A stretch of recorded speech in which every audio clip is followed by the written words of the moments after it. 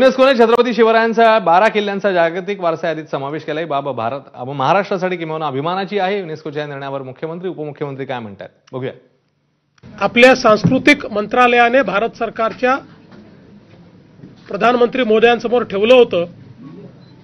मी प्रधानमंत्री मोदयांचे आभार मानेन की त्यापैकी प्रधानमंत्री मोदयांनी हा निर्णय केला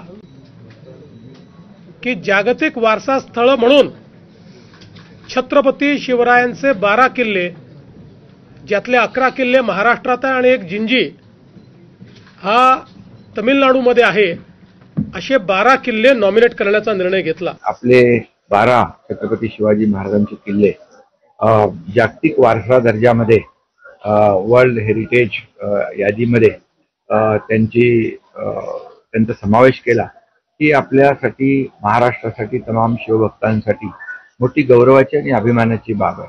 कारण आपण म्हणायचो छत्रपती शिवाजी महाराजांचं चरित्र, कीर्ती, शौर्य 7 समुद्रापलीकडे पोहोचलंय आणि खऱ्या अर्थाने ते आता पोहोचलंय. 1630 ला त्यांचा जन्म झालेला होता. आता आपण 2025 मध्ये आहे. म्हणजे या सगळ्या गोष्टीला जवळ 400 वर्ष होऊन गेलेली आहेत. 395 वर्ष होऊन गेलेली आहेत. तर 395 वर्ष होऊन गेलेले असताना ज्या पद्धतीनं पुढच्याही पिढ्या ते सगळं टिकलं पाहिजे, राहिलं पाहिजे, त्याच्याकरता त्याच्यात समावेश होणं अत्यंत गरजेचं होतं. ते काम झालेलं आहे.